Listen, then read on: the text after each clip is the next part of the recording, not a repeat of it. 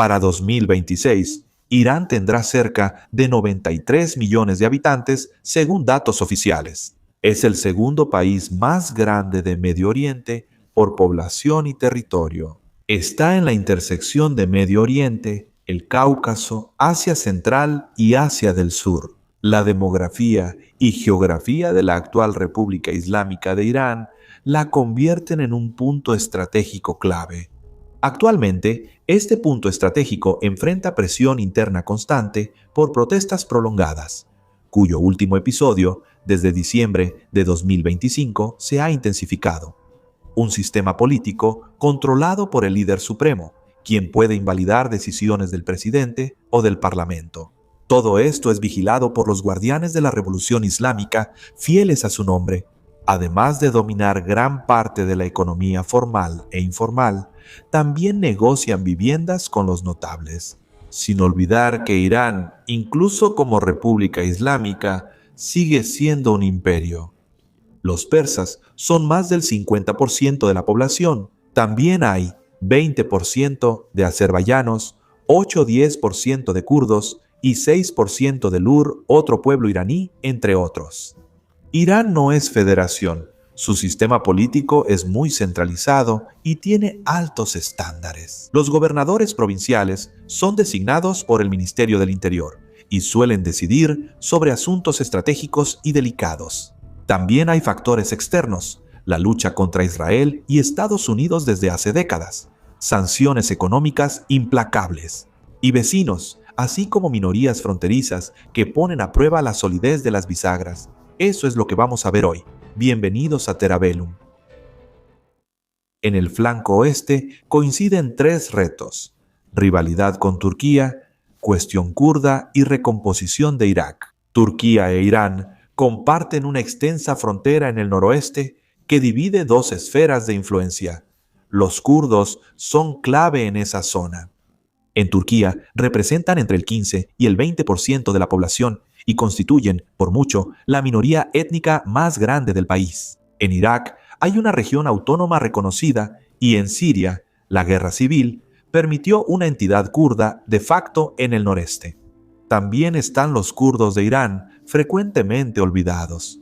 Viven cerca de las fronteras con Turquía e Irak y observan lo que ocurre al otro lado.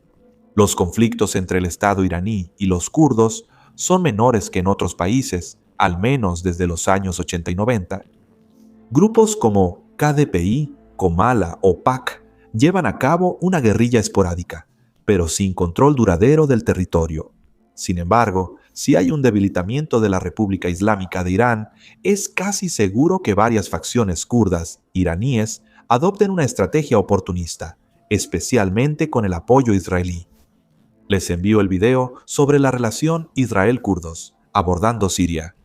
Para Ankara, esto sigue siendo un problema, aunque el PKK haya dejado las armas. Un arco kurdo casi independiente de Siria a Irán, pasando por el Kurdistán iraquí, cambiaría las reglas del juego. Un continuo así le daría una nueva profundidad estratégica a la red kurda, hostil al Estado turco. Para evitarlo, Turquía intentará bloquear cada parte de este arco, política y militarmente, en Siria e incluso en Irak. En Siria, la situación es tensa.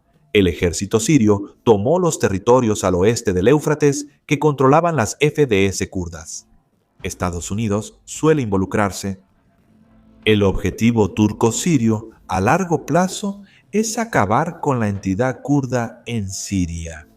La inestabilidad iraní es tanto un riesgo como una oportunidad para Ankara, especialmente por la expansión de flujos energéticos y económicos. Turquía se muestra como potencia estabilizadora en este flanco y puede influir más allá de Irak y Siria, llegando a las fronteras occidentales de Irán.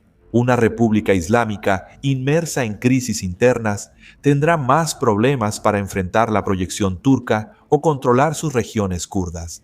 Entramos en un juego de intereses y equilibrio, donde, por ejemplo, si las facciones kurdas e israelíes desearan ver la erosión de Irán, no es para tener una Turquía todopoderosa en sus puertas. A esto se suma el caso iraquí. Desde 2003, Irak es uno de los principales focos de influencia iraní mediante partidos chiitas, milicias y redes económicas. Si el poder iraní se debilita, también lo hará su red. Con ello, la minoría sunita iraquí podría intentar recuperar terreno político, especialmente si cuenta con apoyos regionales. Mientras tanto, el gobierno regional del Kurdistán vería fortalecida su capacidad de maniobra frente a un Bagdad debilitado. El flanco occidental de Irán podría volverse una zona de incertidumbre estratégica donde Teherán ya no dirige, sino es solo un actor más. Turquía, Siria, kurdos, Israel. Al noroeste y norte están el sur, Cáucaso, Azerbaiyán, Armenia y Georgia. Irán siempre ha visto ese espacio como una profundidad histórica, antes de la tutela del Imperio Ruso y la Unión Soviética. La Guerra de Alto Karabaj de 2020 fue un punto de inflexión.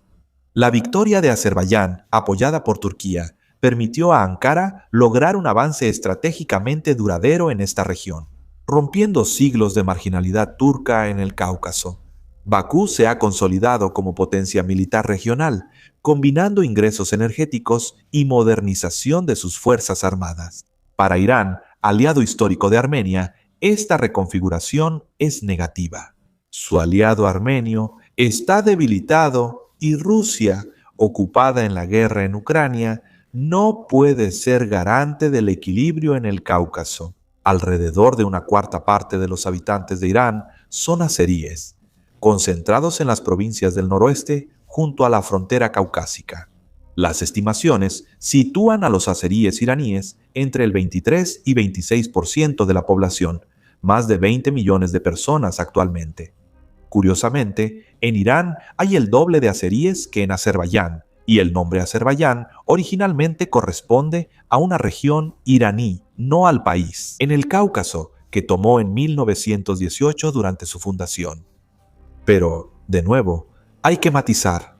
Irán es un imperio con historia anterior a la República Islámica, y esta fuerte minoría azerí no se ha estructurado en torno a un proyecto separatista, al contrario, incluso, muchos azeríes han ocupado puestos clave en el Estado, incluso en la cima de la República Islámica. En un contexto de fragilidad, un Estado azerí independiente al norte, aliado de Turquía y con mejor economía que Irán, podría ser un factor de atracción, o al menos simbólico y cultural.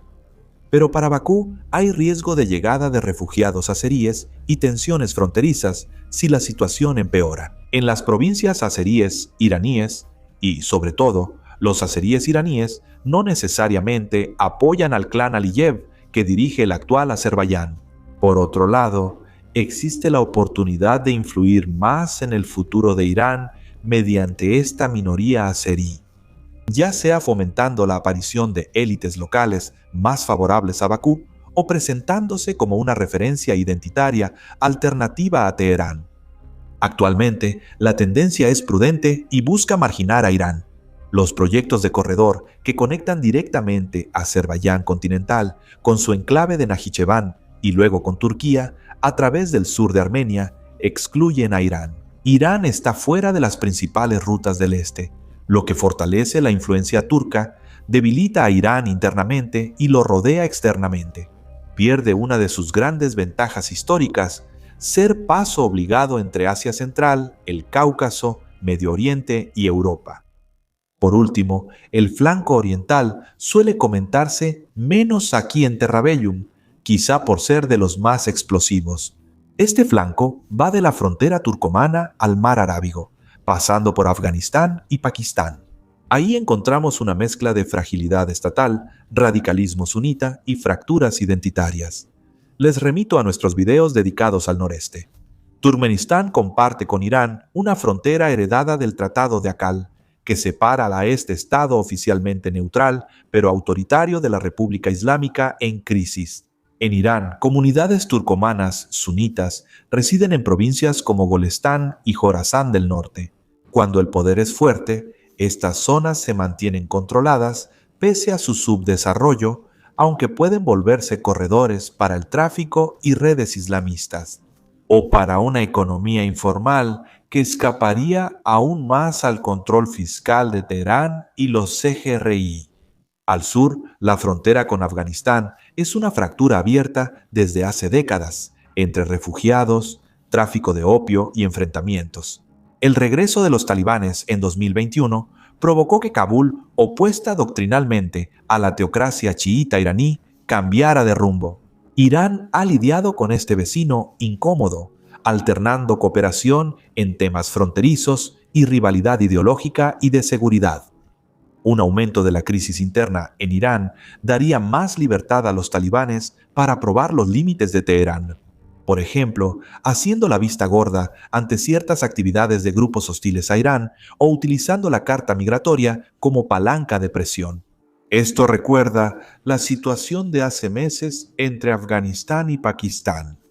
Por último, el eslabón más débil sigue siendo Baluchistán, entre Irán y Pakistán. Irán cuenta con 1.5 a 2 millones de baluchis, cerca del 2% de su población, concentrados en Sistán y Baluchistán. En Pakistán, se estima que la población baluchi supera los 8 millones de personas, es decir, aproximadamente el 5% de la población pakistaní, distribuida en una provincia inmensa, rica en recursos, pero subdesarrollada e inestable. Los baluchis, en su mayoría sunitas y organizados en tribus, están en tensión con el Estado iraní chiita y centralista. Grupos armados baluchis atacan desde hace años a las fuerzas de seguridad iraníes, frecuentemente desde refugios en Pakistán. Estos grupos podrían expandirse, fortalecer lazos con redes yihadistas y convertir el sureste iraní en una zona gris. Para Islamabad, que ya enfrenta su propia insurgencia baluchi, cualquier deterioro de la situación en Irán sería catastrófico. Pakistán carece de medios y voluntad política para controlar totalmente este escenario periférico. Si Teherán se debilita, aumentará la tensión en el triángulo Irán, Afganistán, Pakistán y en el Golfo Pérsico, zona clave para el tránsito de hidrocarburos. Al unir estos tres flancos, se establece una base y se vislumbra un cambio. Durante décadas, Irán fue una potencia estructurante en su entorno. Hoy, la dinámica amenaza con invertirse. Al debilitarse el poder, las periferias serán centros políticos. Ya no en Teherán, sino en Erbil, Bakú, Ankara, Kabul, etc. Si ocurre una caída brusca, Irán dejará de ser obstáculo y será una abertura. Un lugar donde convergen ambiciones turcas, cálculos azerbaiyanos, agendas talibanas, frustraciones baluchis y expectativas kurdas, sin hablar de las estrategias de las grandes potencias que ven en esta fragilidad riesgos y oportunidades. Hoy nos hemos enfocado principalmente en la situación externa. Aún no hay un colapso espectacular, sino una lenta desterritorialización del poder iraní. El régimen recupera en un lugar, pierde en otro y negocia, mientras actores más ágiles ocupan el terreno. El problema va más allá de la República Islámica y se plantea en el posible después de la República Islámica. De ser una potencia activa, Irán podría pasar a ser un espacio disputado. Sin duda, en Teherán y entre los iraníes, incluso opositores al poder teocrático, esta será una opción a considerar si cambia el poder. En cualquier caso, Irán, como entidad político-histórica desde hace más de 2500 años, no estará enfrentando su primera crisis. Por lo tanto, conviene observar y no dar por acabados a los persas tan rápido. La crisis en Irán ha sido muy mediática, pero pocos consideran opiniones externas. ¿Irán está en la mira de potencias vecinas? Esperamos sus comentarios. No olviden también los gestos simples para apoyarnos. Denle like, compartan, activen la campanita y también pueden ver nuestros videos anteriores. ¿Cuál es la evolución de la crisis político-social en Irán y qué cambios pueden esperarse? También sería interesante hacer un balance futuro.